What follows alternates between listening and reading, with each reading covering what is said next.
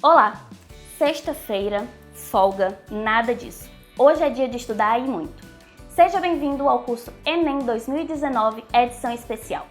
No programa de hoje, os professores irão responder às questões da última edição do Enem. Matemática, linguagens e códigos, ciências da natureza e ciências humanas chegam por aqui.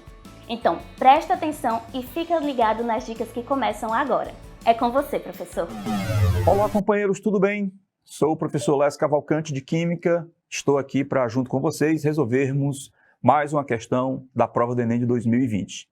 Nesse nosso projeto, a gente não só resolve a questão, como também dá a teoria por trás daquele assunto. Bom, a questão de hoje é a questão 103 e o assunto é funções inorgânicas, especificamente óxidos. Vamos ler a questão. O dióxido de carbono passa para o estado sólido, gelo seco, a menos 78 graus Celsius e retorna ao estado gasoso à temperatura ambiente. O gás é facilmente solubilizado em água, capaz de absorver radiação infravermelha da superfície da Terra e não conduz eletricidade. Ele é utilizado como matéria-prima para a fotossíntese até o limite de saturação. Após a fixação pelos organismos autotróficos, o gás retorna ao meio ambiente pela respiração aeróbica, fermentação, decomposição ou por resíduos industriais, queima de combustíveis fósseis e queimadas. Apesar da sua importância ecológica, seu excesso causa perturbações no equilíbrio ambiental. Considerando as propriedades descritas, o aumento atmosférico da substância afetará os organismos aquáticos em razão da... Companheiros, ele está falando do gás carbônico, dióxido de carbono, que é um óxido. Óxido é uma substância formada por dois elementos, onde um deles é o oxigênio e o outro é qualquer um, contanto que não seja mais eletronegativo do que o oxigênio. Portanto, só não pode ser o flúor. Então, água é óxido, gás carbônico é óxido, óxido férrico, principal componente de um minério chamado hematita, é óxido, cal viva ou cal virgem, que a gente usa para pintar parede ou para colocar no solo para fazer calagem, é óxido, água oxigenada, que é uma solução aquosa de peróxido de hidrogênio, é óxido, sílica ou óxido silícico, principal componente da crosta, é óxido. Toda combinação, toda substância formada por dois elementos, onde um deles é o oxigênio e o outro não é o flúor, você pode chamar de óxido. E um detalhe, quando eu digo que o oxigênio não pode se ligar com flúor para formar óxido, pessoal, não é que o oxigênio não possa se ligar com flúor, ele pode. Agora, a combinação de oxigênio com flúor não é óxido. Chama-se fluoreto. No óxido, o oxigênio tem que ser o mais eletronegativo. Os óxidos, eles podem ser classificados em até 7 tipos. Quais são eles? Você tem o óxido ácido, o óxido básico, o óxido anfótero, o óxido neutro, o óxido duplo, o peróxido e o superóxido. O óxido básico é aquele em que o oxigênio está ligado com metais, com NOx menor ou igual a 3, como é o caso do óxido de sódio, óxido de cálcio e óxido de prata. Os óxidos básicos, eles conseguem reagir com água para formarem bases e conseguem reagir com ácidos para formarem sal e água. A nomenclatura dos óxidos básicos, ela é feita de maneira idêntica à nomenclatura das bases. Como é que seria? Você coloca a palavra óxido, preposição de e o nome do elemento. Por exemplo, CaO, óxido de cálcio. Se o elemento tiver NOx fixo, é só isso. Se o elemento tiver NOx variável, você tem que indicar o NOx. Aí, para indicar o NOx, você tem 3 maneiras. Por exemplo, Ne2O3. O níquel é um elemento que tem NOx variável. O níquel pode ter NOx 2 ou 3. E aqui ele está usando o 3. Então, eu posso indicar esse 3 usando algarismos romanos, ficaria óxido de níquel 3. Posso usar a terminação ico ou oso, ico para o maior, oso para o menor. Como ele está usando o 3 que é maior, é ico. Ficaria óxido niquélico. E eu ainda posso usar prefixos que indicam quantos átomos tem de cada elemento. Por exemplo, 3 oxigênios, trióxido. 2 átomos de níquel. Então ficaria trióxido de níquel. O segundo tipo de óxido é chamado óxido ácido ou anidrido. É quando o oxigênio está ligado com ametal, semimetal ou metal de NOx maior ou igual a 4. Eles reagem com água para formarem ácidos e reagem com bases para produzirem sal e água. Os óxidos ácidos também podem reagir com óxidos básicos para formarem simplesmente um sal. E aí vocês estão vendo os exemplos. A nomenclatura dos óxidos ácidos ela é feita de maneira idêntica à nomenclatura dos ácidos. Como é que faz isso? Você calcula o NOx do elemento que está ligado com o oxigênio. Quando esse NOx dá mais 7, você coloca um prefixo per e uma terminação ico. Quando esse NOx dá 5 ou 6, você coloca uma terminação ico. Quando esse NOx dá mais 3 ou mais 4, você coloca a terminação oso. Quando esse NOx dá mais 1 ou mais 2, você coloca prefixo hipo, terminação oso. Você faz a mesma coisa aqui no caso dos óxidos. Só que você pode colocar a palavra óxido ou a palavra anidrido. Por exemplo, SO2. O óxido do enxofre é 4. Então ficaria óxido ou anidrido sulfuroso. Posso também usar algarismos romanos para indicar o NOx do enxofre. Ficaria óxido ou anidrido de enxofre 4. E também posso usar prefixos que indicam quantos átomos tem. 2 oxigênios de óxido, 1 enxofre, monoenxofre, sendo que esse mono é facultativo. Cl2O7, NOx do cloro, mais 7. Então você faria óxido ou anidrido perclórico, óxido ou anidrido de cloro 7, que é o NOx do cloro, ou heptóxido de dicloro. Essa última nomenclatura você pode usar sempre que o elemento tiver NOx variável. Terceiro tipo de óxido chama-se anfótero. É aquele que pode se comportar ora como ácido, ora como básico. Como exemplo aqui, o óxido de zinco. Ó. O óxido de zinco, companheiros, ele está reagindo com ácido forte para gerar sal e água na primeira reação e com uma base forte para gerar sal e água na segunda reação. Quem reage com ácido para gerar sal e água é base. Quem reage com base para gerar sal e água é ácido. Então ele está fazendo o papel de óxido básico numa reação e papel de óxido ácido na outra reação. Então ele é anfótero. Esse óxido de zinco ele é muito usado na indústria de cosméticos para a produção de tintas para uso corporal, produção de protetor solar ou de cosméticos de modo geral. Além do óxido de zinco, todos esses outros óxidos que eu citei aqui são anfóteros. O de zinco, o de alumínio, o férrico, o crômico, o de berílio e todos esses que vocês estão vendo aí no slide. Alguns elementos metálicos têm muitos NOx, como é o caso do cromo. O cromo pode ter NOx 2, 3, 4, 5, 6. E aí ele pode formar vários óxidos. Quando o elemento metálico tem vários NOx e forma óxido usando o elemento de NOx baixo, esse óxido ele é básico. Quando ele usa um NOx intermediário, esse óxido ele é anfótero. E quando ele usa um NOx muito alto, esse óxido é ácido. Ou seja, se o elemento tem vários NOx, ele usa os menores para formar substâncias básicas, os maiores para formar substâncias ácidas e os intermediários para formar substâncias anfóteras. É um modo de você identificar um óxido anfótero. Bom, o óxido também pode ser neutro. O óxido neutro é aquele que não reage com água, ácidos ou bases. Antes disso, pessoal, já ia esquecendo. Para você fazer a nomenclatura de um óxido anfótero, você usa a mesma regra que você usou para fazer a nomenclatura dos básicos.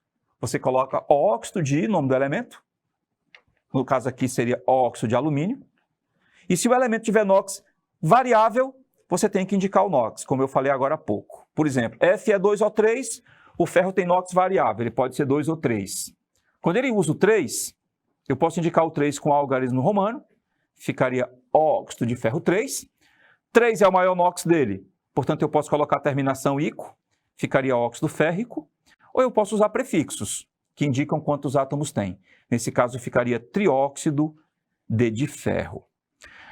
O óxido de alumínio é o principal componente de um minério chamado bauxita e o óxido férrico de um minério chamado hematita. Isso aqui é mais como curiosidade. Bom, o quarto tipo de óxido é chamado óxido neutro. É aquele que não reage com água, ácido ou base. E só existem 3 óxidos neutros. Aí você memoriza o monóxido de carbono, o óxido nítrico, que é também chamado gás cerebral. Ele é usado como vasodilatador em alguns medicamentos, como o Viagra, e o óxido nitroso, também chamado gás hilariante, porque ele causa uma sensação passageira de euforia na pessoa que inala, e ele é usado como anestésico ou sedativo. Pena que algumas pessoas também passaram a usá-lo como droga, porque ele causa uma sensação passageira de euforia. Muito perigoso, inclusive, porque ele atua no sistema nervoso central. Bom, os óxidos também podem ser duplos, também chamados mistos ou salinos. São aqueles que podem se decompor gerando dois outros óxidos, como é o caso do Fe3O4, do Cr3O4 e do Pb3O4. Eles podem se decompor. Notem que nos óxidos duplos aparece uma proporção definida, né? São 3 átomos de um certo elemento para 4 átomos de oxigênio.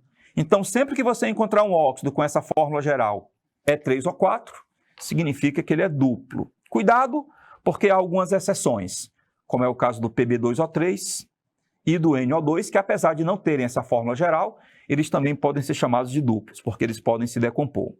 Os óxidos duplos, companheiros, eles reagem de maneira diferente da maioria. Eles reagem por etapas. Por exemplo, quando eu coloco Fe3O4, que é um óxido duplo, para reagir com ácido sulfúrico, primeiro ele vai se decompor, gerando Fe2O3 mais FeO. Depois que ele se decompõe, aí os produtos da decomposição é que vão reagir com o ácido sulfúrico. Então você vai ter FeO com ácido sulfúrico, Fe2O3 com ácido sulfúrico. São 3 etapas. Se você somar essas etapas, você consegue uma equação global. Nomenclatura dos óxidos duplos. A mais indicada é aquela que usa prefixos, que indica quantos átomos tem. Por exemplo, Pb3O4 são 4 átomos de chumbo, portanto, aliás, são 4 átomos de oxigênio, portanto, tetróxido, e 3 átomos de chumbo, trichumbo. Fica tetróxido de trichumbo. Esse óxido ele é usado como pigmento para uma tinta chamada Zarcão, que é uma tinta anticorrosiva, que a gente aplica em metais, postes metálicos, grades metálicas, janelas, portões e etc. E aí temos os 2 últimos tipos de óxidos, que são os peróxidos e os superóxidos. Peróxido é aquele óxido onde o oxigênio tem NOx -1, apresenta o grupo O2 sempre, ligados a elementos com NOx fixos, +1 ou +2. Geralmente família 1A ou 2A, como é o caso aqui do H2O2, Na2O2 e do CaO2. Eles têm caráter básico na sua grande maioria, portanto eles conseguem reagir com água para formar base mais H2O2 e conseguem reagir com ácidos formando sal e H2O2. Nomenclatura muito simples, porque o elemento ligado com o grupo O2, ele sempre vai ter NOx fixo. Então, sempre que você tiver um peróxido, você coloca peróxido de e o nome do elemento que está ligado com o oxigênio. H2O2, peróxido de hidrogênio, conhecido popularmente como água oxigenada, Na2O2, peróxido de sódio. Superóxido são aqueles onde o NOx do oxigênio é -1,5.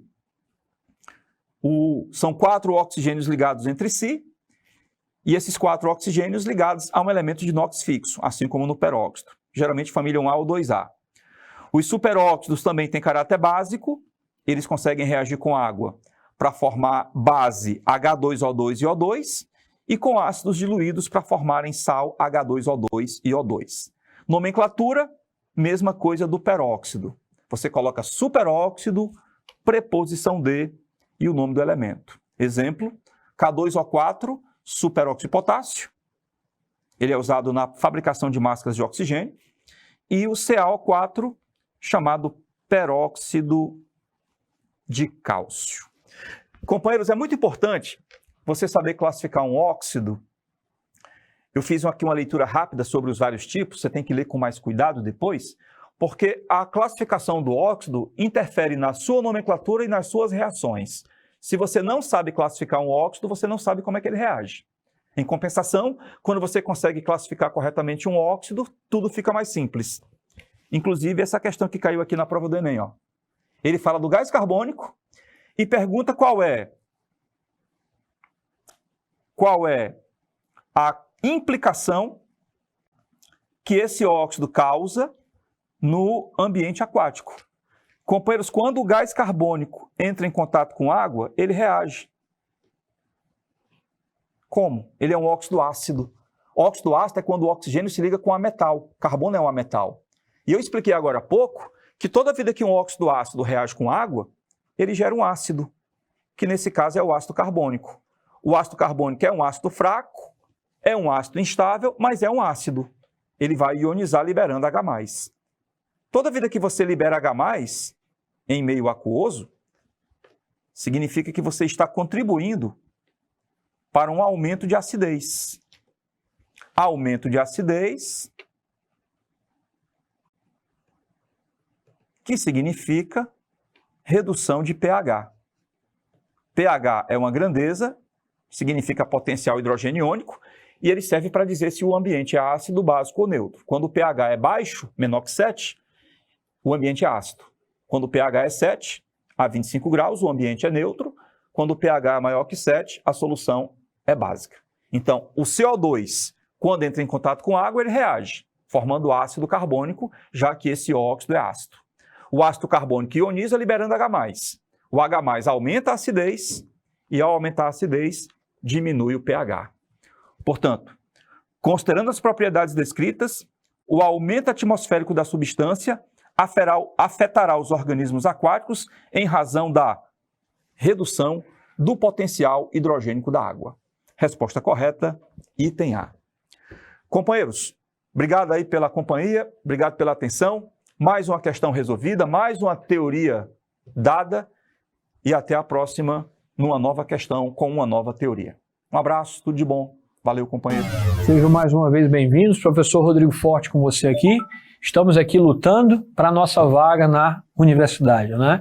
Às vezes é o principal caminho para o sucesso, onde a gente muitas vezes não nasce rico, não nasce milionário, a gente vai conquistar, tá certo? Através do conhecimento. E uma boa forma de conhecer e aumentar o seu conhecimento é entrar numa grande universidade, que eu tenho certeza que você vai conseguir. Eu estou com você e vamos lá para mais uma questão, a questão agora 104 do Enem 2020, ok? Vamos lá para a leitura da questão. Grupos de proteção ao meio ambiente conseguem resgatar muitas aves aquáticas vítimas de vazamento de petróleo. De fato, é o chamado maré negra. Inclusive, tivemos recentemente. Eu não sei se você lembra. Hoje a gente está falando muito da pandemia, de fato deve-se, eu estou sem máscara, mas está toda a equipe aqui com máscara, eu estou vacinado, mas isso não justifica. Mas de maneira geral, eu estou bem afastado do grupo.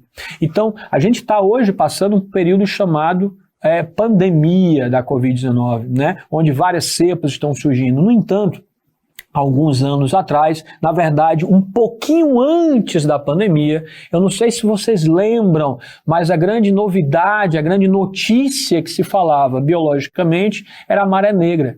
Muitas praias do Brasil, né, recebendo cargas de petróleo, derramamento de óleo, petróleo que ninguém sabia de onde era, e até hoje ninguém sabe de fato se foi de um navio, se foi de uma plataforma, mas houve sim a maré negra, que acabou atrapalhando o turismo, tá certo? De várias cidades, inclusive a nossa bela cidade, Fortaleza, né, que recebe vários turistas. Então, a maré negra é responsável pela morte de várias espécies, principalmente de aves, tá?